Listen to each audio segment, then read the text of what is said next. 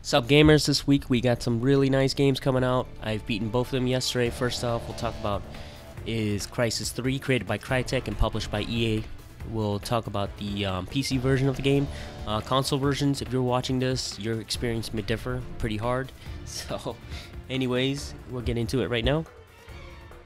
Of course, I want to get this out the way real quick, is that I do use Origin for this game, and it doesn't matter to me what service I use as long as I get to play the game, because this is what I do. Some people who are really scared of using the service right now, we shouldn't be. There's no point in denying yourself the entertainment. I had no problem preloading this game, and I had no problem playing this game. However, there was a point where the CD key service did go down a bit, but they did quickly go back up, so it wasn't too bad. Anyways, don't deny yourself the fun and the game time, alright? So the game itself was a great series. It's always been a benchmark to the PC power as in terms of graphics. It's always superb with the Crytek engine. Many people will cry that Crytek 1 will be, always be the best. To an extent, 1 is was great, but now 3 is probably going to be king, especially with the way it looks. That's just an opinion, so you don't have to listen to that, but this time around it's upgraded and beautiful, absolutely gorgeous, which we'll get into in a bit with the campaign of the game. Also keep in mind the game on the PC does have a CVAR editor, so you can change your settings even further to blow up your video cards, whatever you want to do with it, so you might want to look into that. You can download that on the forums. So anyways, the controls for this game is very smooth. The middle mouse button turns up your radial powers. The menu you can choose your powers from. So if you have a gamepad, you can actually play this game with a gamepad, but I prefer using the mouse and keyboard. The max strength and speed is defaulted to you without having to activate it, so you know how it works. So you only have to activate armor and stealth, Q and E pretty much. The weapons are pretty easy to customize and switch out in the game with the click of an X button on my keyboard. It's very easy to understand controls. The strange thing I found about the game is how the weapon selection works. All the weapons seem as if they are quick switches. So you press 1 and you press 1 again, it'll switch. Or you press 3 pretty much. 2 is going to be your rate of fire. So you're going to press 2 to change your rate of fire, and 4 to do your explosive damages or bazookas or whatever rocket launcher you have, etc. Even though some voice actor has been changed in this game, the sound voice acting is pretty well done. The music in this game is New World material, so you get a very good feeling about the music, especially in terms of gameplay. It gives you that immersion feeling for the game, so it's really well done in this part. The other part about the game is that the story of the game is alright. It's not the best story, but it does have a good attempt at keeping your attention at least. Short story, it's basically revolved around 24 years after Crysis 2. You'll play as Prophet, and you're going to help Cycle go destroy the corporation Cell. Cell is trying to hide the fact that they are attempting global domination through technology.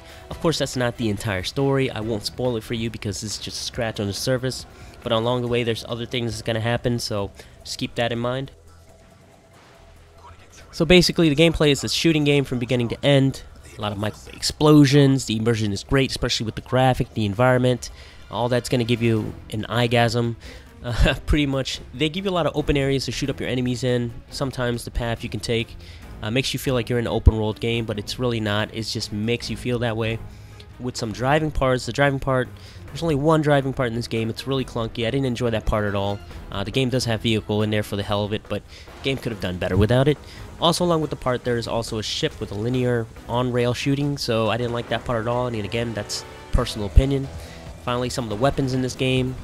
The weapon customization, if you know the weapons from the previous game, they're all here. There's a nice selection of weapons, a nice selection of different modification you can do to them. But the real hero of this game is going to be the Hunter Bow. It's deadly, it's silent, and it also lets you stay invisible.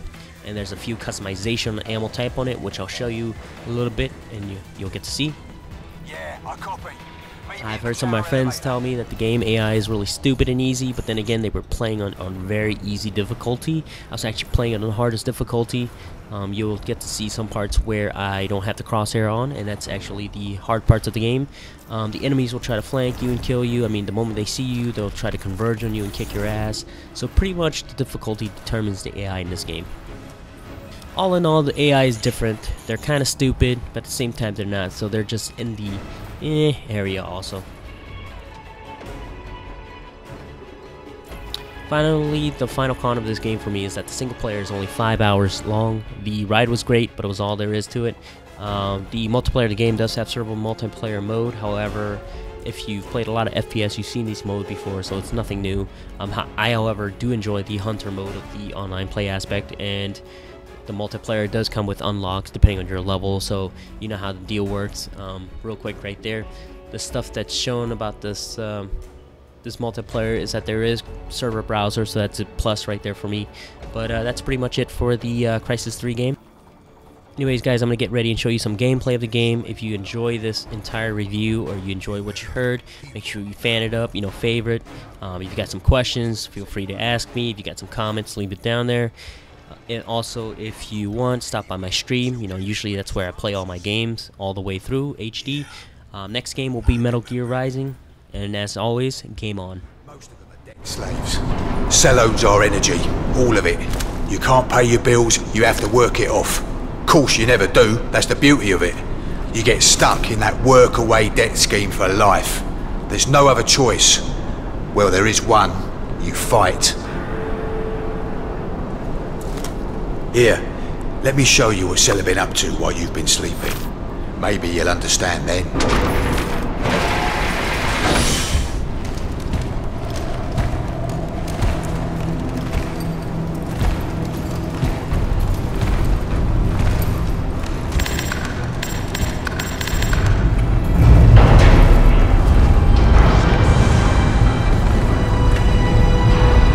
Welcome to New York, version 2.0.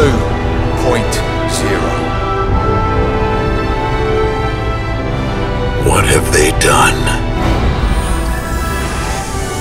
She's not a soldier. We've lost most of our top brass, but she's doing one hell of a job. You have respect for command now. Well, you know, this one's different. Oh shit, she made me swear not to tell a living soul.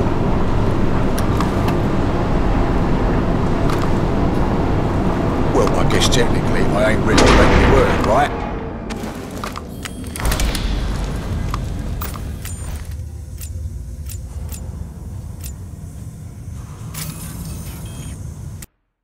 Rebooting nanosuit. Well, I hope it's worth it.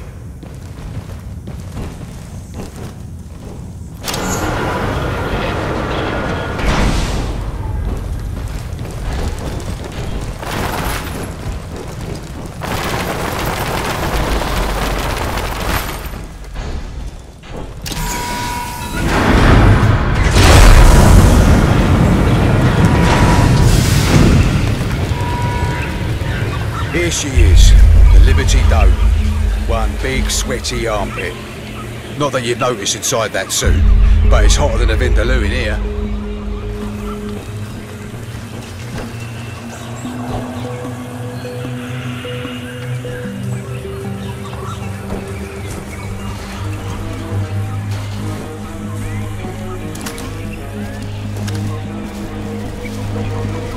Lots changed. This is how it all started. People signed up with Cell for cheap energy. Cell were generating power for free, and nobody can compete with free. Before long, they had a monopoly. Bills went up. People had nothing left except their debt. Cell marched them out and into the volunteer camps. Nothing but sweat. Scanning Sector 1, Delta 6.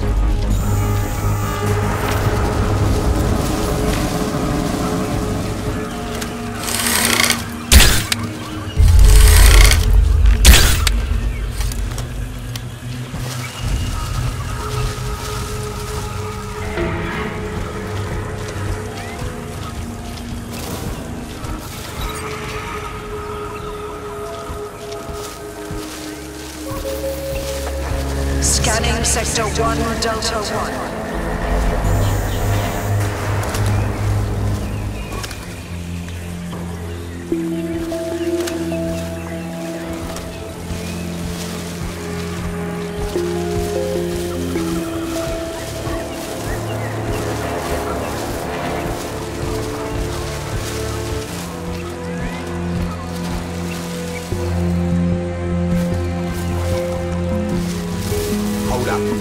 Minefield. Cell's using intelligent munitions. Means they only blow up unauthorized, like us. Use your suit to interface with the mines. Disable them. That should be enough. Come on.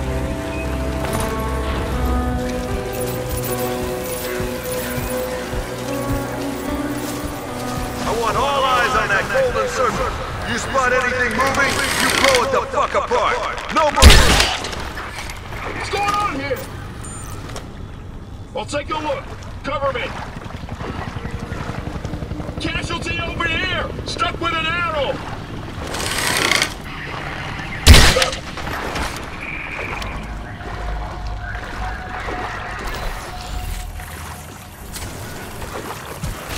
I got it. What's going on here?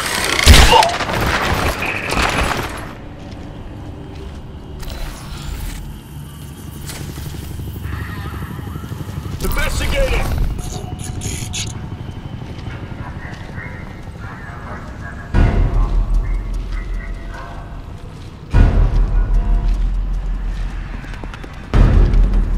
I'll pin it down! You close in! Watch out! He's in...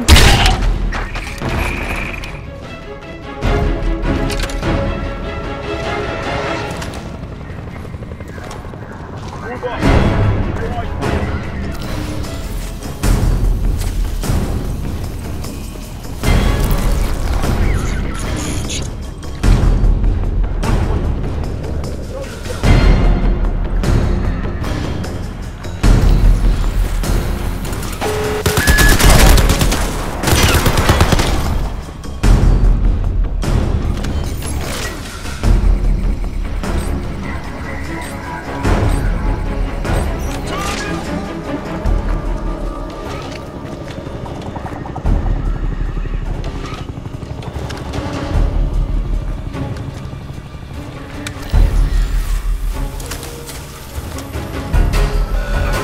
Back!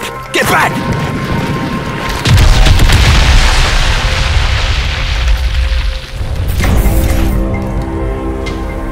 Whatever they found, it's dead now. How far to 34th Street Station?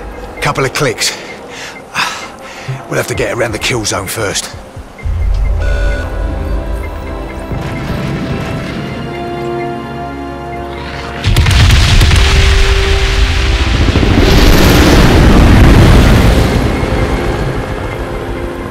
No. Cell are closing in. There's no time to go around.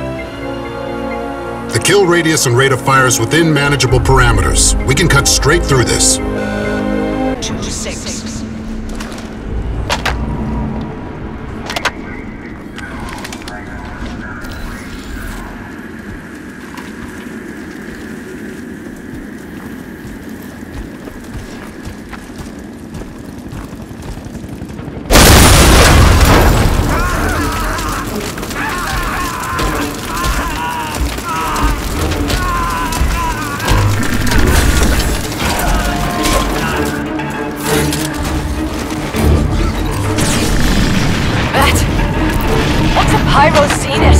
A scorcher!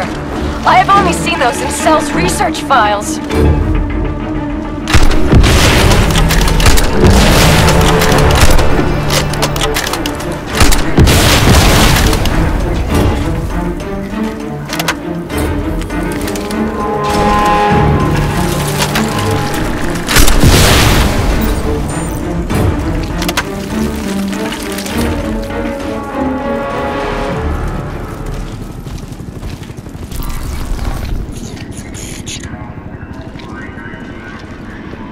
Prophet, the comms network is nearly back online, but our field commanders are reporting revived Ceph everywhere.